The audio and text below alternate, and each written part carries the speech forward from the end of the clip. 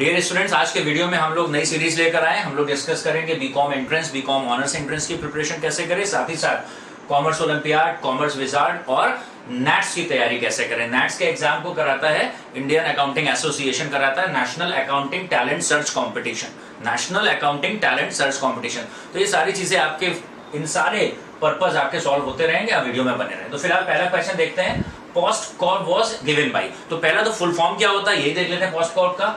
तो planning, organising, staffing, directing, coordinating, controlling नहीं, coordinating, reporting and budgeting. तो ये पोस्ट कॉर्प का फुल फॉर्म है। Post corp planning, organising, staffing, directing, coordinating, reporting and budgeting.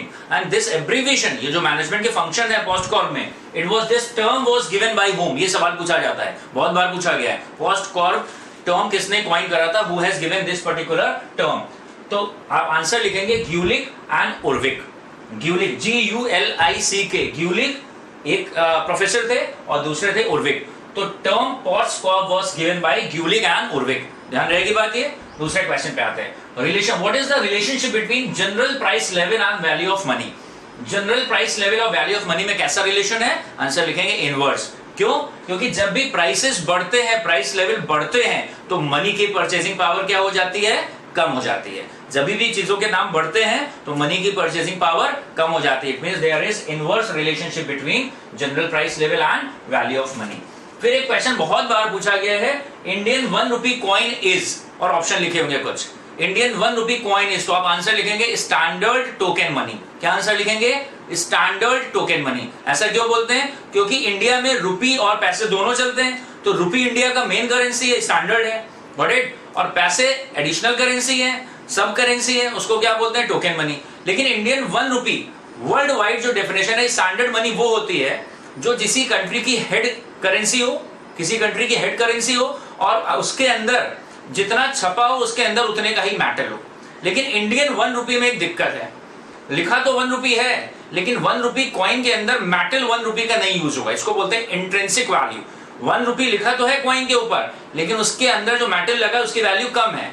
तो रुपी India की main currency है, रुपी, क्योंकि हम सारी डीलिंग रुपी में करते हैं, INR, रुपी मेन करेंसी है, लेकिन कॉइन के अंदर वैल्यू 1 रुपी से कम है, तो इसलिए ये प्योर स्टैंडर्ड मनी नहीं है। तो आप ध्यान रखेंगे, इंडियन 1 रुपी कॉइन को आप क्या बोलेंगे, स्टैंडर्ड टोकन मनी। क्योंकि इंडिया में सारी डीलिंग रुपी में होती है, पैसे में नहीं होती। स्टैंडर्ड वर्ल्ड वाइड इंडिया में क्या चलता है, रुपी। कोई भी वर्ल्ड के दूसरी कंट्री इंडिया से ट्रेड करेगी तो किसमें करेगी, रुपी में। तो रुपी हेड करेंसी है, स्टैंडर्ड करेंसी है। लेकिन जो 1 रुपी का कॉइन है उसके अंदर जो मेटल लगा होता है वो 1 रुपी का नहीं होता, उसकी वर्थ कम होती है। तो जिस चीजों की, जिस करेंसी की वैल्यू कम हो, सब करेंसी या सब स्टैंडर्ड करेंसी, इनको बोलते हैं टोकन मनी। तो इंडियन रुपी 1 रुपी कॉइन एक मिक्स एग्जांपल है किस चीज का, standard token money, got it. फिर पूछा गया dead stock of a bank is. Bank के डेड स्टॉक में क्या आता है, बिल्डिंग, फर्नीचर, इक्विपमेंट। एक बैंक के डेड स्टॉक में क्या आएगा, बैंक की बिल्डिंग, फर्नीचर और इक्विपमेंट, उसको बोलते हैं बैंक का डेड स्टॉक। और बैंक के लिए जो बैड डेट्स होते हैं, बैड डेट्स, उसको जो बैड डेट्स प्रोसेस में होते हैं, जो कंफर्म नहीं हो भी सकते, उसको बोलते हैं NPA, नॉन परफॉर्मिंग एसेट्स। याद रखेंगे, NPA stand for non performing asset. मतलब बैंक ने किसी को लोन दिया और वो कुछ किस्तें नहीं दे रहा है, तो अभी कंफर्म नहीं है बैड डेट्स हुआ या नहीं हुआ, लेकिन बैड डेट्स होने के बीच में है कहीं ना कहीं, उसको बोलते हैं NPA। फिर लिनक्स इज अ, लिनक्स क्या है, ओपन सोर्स ऑपरेटिंग सिस्टम है। Computer question, Linux is open source operating system. जैसे माइक्रोसॉफ्ट विंडोज है, MS DOS है, वैसे लिनक्स क्या है, एक ओपन सोर्स ऑपरेटिंग सिस्टम है। ध्यान रखेंगे इस बात को। और पोस्ट कॉर्प किसने इवॉल्व करा था, ग्यूलिक एंड उर्विक ने। ग्रीन रिवोल्यूशन टर्म किसने कॉइन करा, ध्यान देंगे, ग्रीन रिवोल्यूशन, जिससे कि हमारा व्हीट, राइस और सीरियल्स का प्रोडक्शन बढ़ जाए। तो वर्ल्ड वाइड ग्रीन रेवोल्यूशन किसने इवॉल्व करा था, जिनको बोलते हैं फादर ऑफ ग्रीन रेवोल्यूशन, तो नॉर्मन बोरलैग। नॉर्मन बोरलैग को बोलते हैं father of green revolution. American scientist थे, अमेरिकन साइंटिस्ट थे नॉर्मन बोरलैग, इनको बोलते हैं father of green revolution. But who has evolved green revolution in India, India में ग्रीन रेवोल्यूशन किसने इंट्रोड्यूस करा, स्वामीनाथन ने। तो MS स्वामीनाथन, याद रखेंगे। तो वर्ल्ड वाइड अगर पूछा जाए कि who has evolve green revolution, तो नॉर्मन बोरलैग। इंडिया में पूछा जाए who has introduced green revolution in India,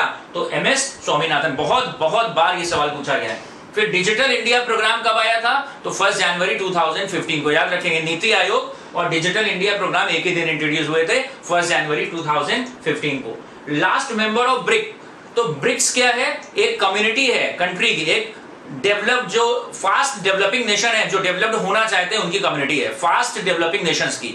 उसमें पहले 4 थे, ब्राजील, रशिया, इंडिया, चाइना, और सबसे लास्ट मेंबर बाद में साउथ अफ्रीका को ऐड करा है। तो पहले ये ब्रिक था, अभी हो गया है ब्रिक्स। तो last member of BRICS nations was South Africa. SIDBI IDBI है, industrial development bank of India. उसी के साथ में एक और छोटे एसएसआई को, स्मॉल स्केल इंडस्ट्रीज को लोन देने के लिए है SIDBI, small industrial development bank of India, small industries development bank of India. ये एस्टैब्लिश हुआ था 1990 में, 1990, और इसका हेड ऑफिस लखनऊ में है। Paper notes were introduced by which country? Paper notes were introduced by which country? तो पेपर नोट सबसे पहले कहां सर्कुलेट हुए थे? चाइना में। Paper notes were issued by firstly in China, China में इंट्रोड्यूस करेंगे। तो ये वीडियो हो गया जो बीकॉम ऑनर्स के एंट्रेंस में आपको मदद करेगा, कॉमर्स विजार्ड, नैट्स और कॉमर्स ओलंपियाड में प्रिपरेशन करेगा। चैनल से आप जुड़े रहेंगे, बहुत सारे वीडियोस आपको सीए इंटरमीडिएट पे, सीए फाउंडेशन पे, कंपनी सेक्रेटरी पे, 11th पे, 12th पे, बीकॉम पे, सारे ट्यूटोरियल्स मिलते रहेंगे। और अपने इंस्टीट्यूट की ऐप है जिसको प्ले स्टोर से आप डाउनलोड कर लेंगे, डॉक्टर विशाल सक्सेना VSCC, उसमें बहुत सारे पेपर, सब कुछ फ्री ऑफ कॉस्ट आपको अवेलेबल है। Thank you for watching this video.